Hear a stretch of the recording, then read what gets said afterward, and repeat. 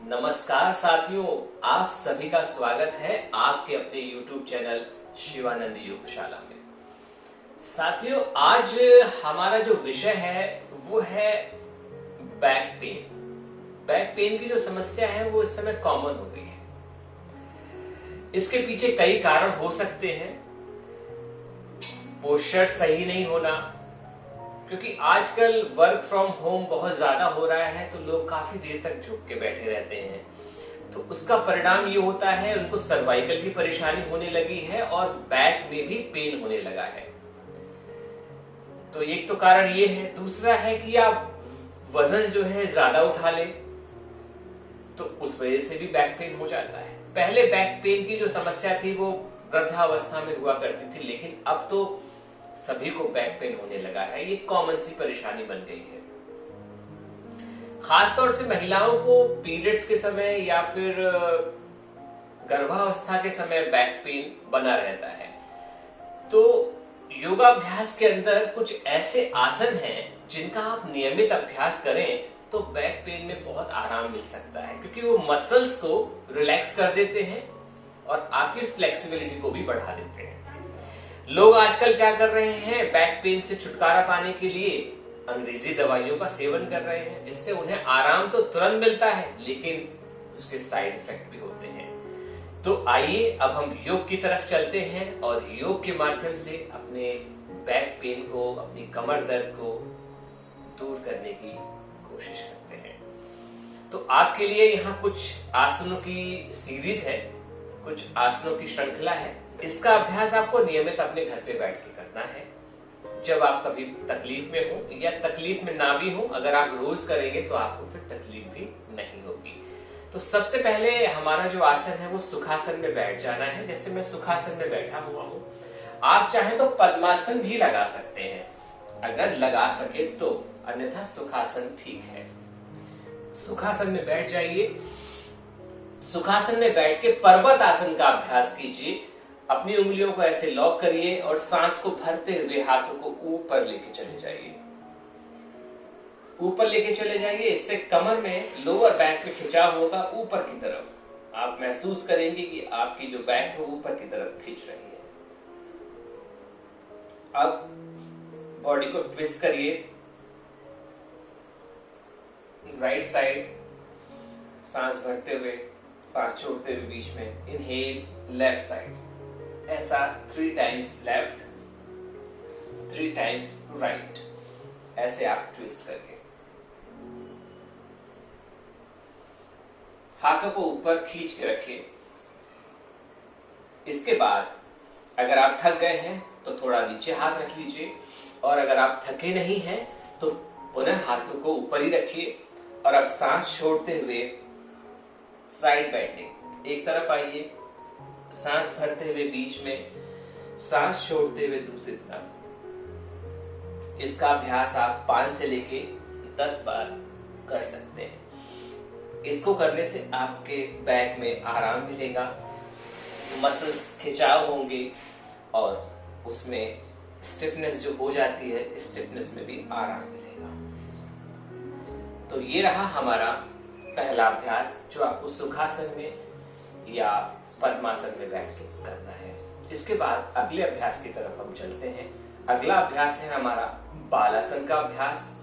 उसे कैसे करते हैं आइए देख लेते हैं। सीधा वज्रासन में बैठ जाइए, और अगर आप वज्रासन में बैठने में आपको तकलीफ होती है तो सीधा इस तरीके से बॉक्स पोज बनाइए और फिर चाइल्ड पोज में आ जाइए। चाइल्ड पोज में आने के बाद अपने हाथों को आप आगे की तरफ खींचेंगे। जब आप अपने हाथों को आगे की तरफ खींचेंगे तो लोअर बैक से अपर बैक की तरफ आपको खिंचाव महसूस होगा। इस खिंचाव को महसूस कीजिए और याद रखिए आपको यहाँ पर 10 बार सांस लेनी है और छोड़नी है। लंबी गहरी सांस भरिए और छोड़िए। लोअर बैक में खिंचाव को महसूस कीजिए, क्योंकि आपको कमर दर्द में आराम लेना है तो लोअर बैक में हल्का सा खिंचाव भी डालना पड़ेगा। तो ये हमारा हो गया बालासन का अभ्यास। बालासन के अभ्यास के बाद आप मर्जरी आसन का अभ्यास करें। एल्बोज को टच करें नी से और सीधा इस तरीके से उठें। ये बहुत ही कारगर अभ्यास है, कई सारी परेशानियों में काम आता है। सांस को भरते हुए गर्दन ऊपर उठाइए, कमर नीचे झुक जाएगी और सांस छोड़ते हुए कमर गोल हो जाएगी, चिन आपका चेस्ट से लग जाएगा। इस प्रकार बालासन का अभ्यास के बाद मर्जरी आसन का अभ्यास, इसको आप 10 बार जरूर करें क्योंकि ये काफी आसान है, इतना मुश्किल नहीं है कि आपको परेशान करेगा। बालासन के बाद मर्जरी आसन।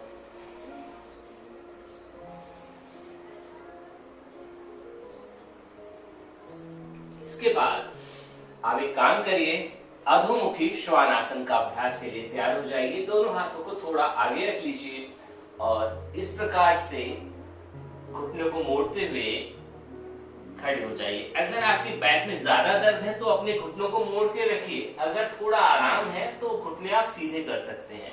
इससे भी आपकी बैक में खिंचाव होगा। ये देखिए यहाँ से पूरा खिंचाव हो रहा है।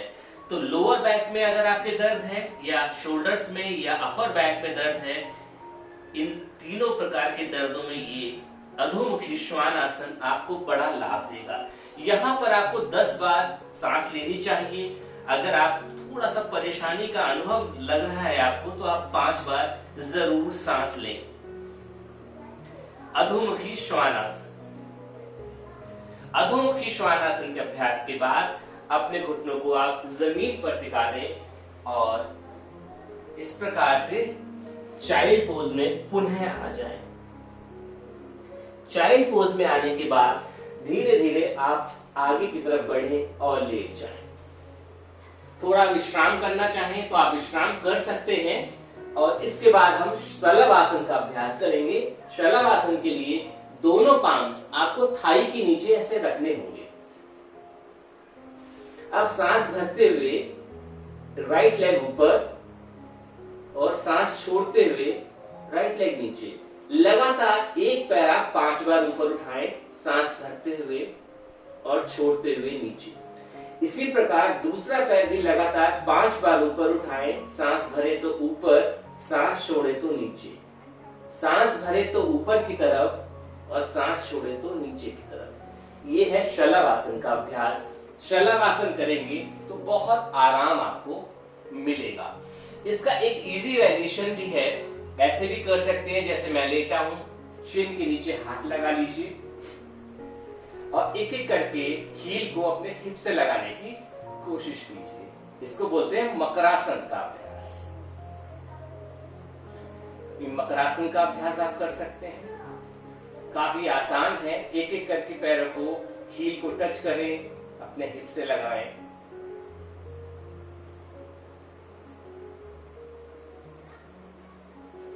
Very good, very good. इस प्रकार आप 10-10 बार इस अभ्यास को आप आसानी के साथ आप कर सकते हैं। ठीक है, तो ये हमारा हो गया शलभासन का अभ्यास और मकरासन का अभ्यास। चलिए इसके बाद हम लोग धीरे धीरे करके उड़ जाते हैं और आगे की तरफ बढ़ जाते हैं और सीधा लेटने की कोशिश करते हैं। शवासन में आ जाते हैं।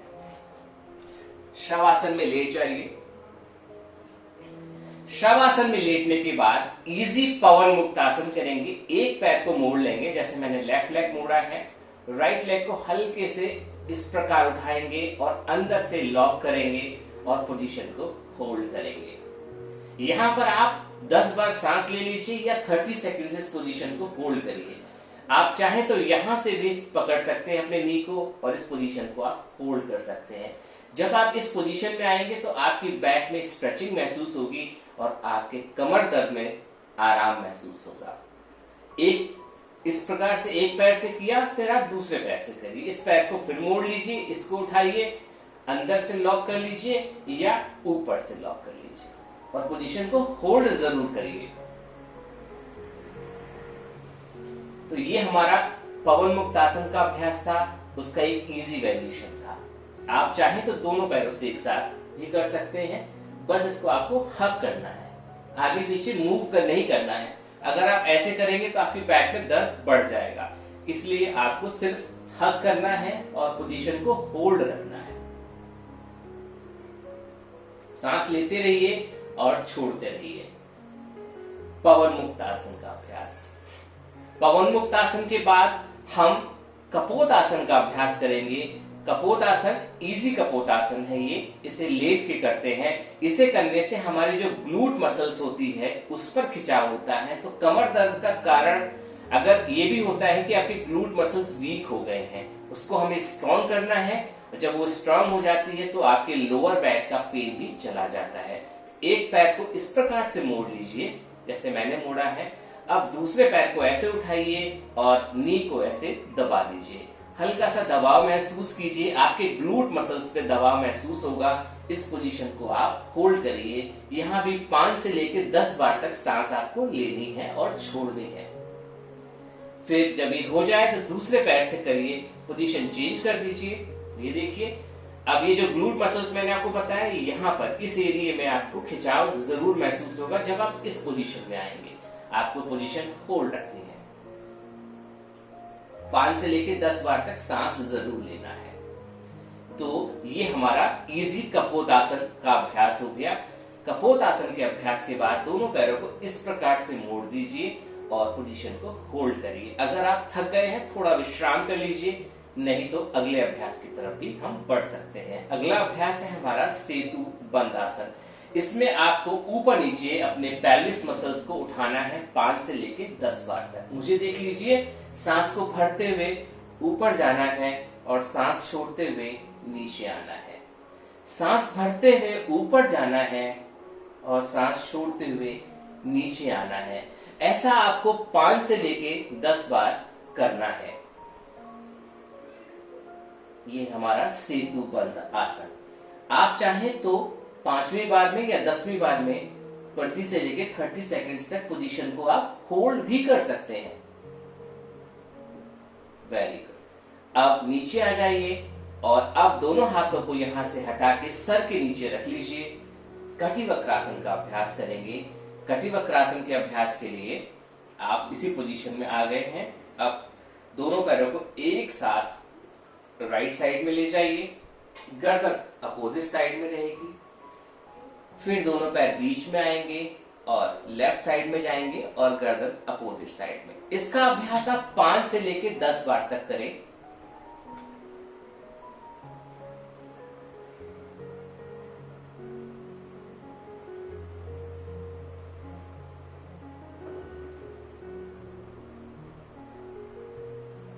तो ये हमने कटिवक्रासन का अभ्यास कर लिया।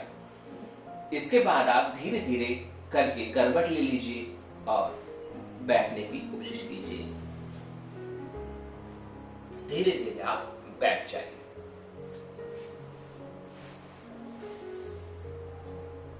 तो साथियों, आज हमने बैक पेन के लिए कौन कौन से हम योग अभ्यास कर सकते हैं। ये सारे अभ्यास जो मैंने बताए ये बिगिनर लेवल के हैं। आप इनको बहुत ही आसानी से कर सकते हैं।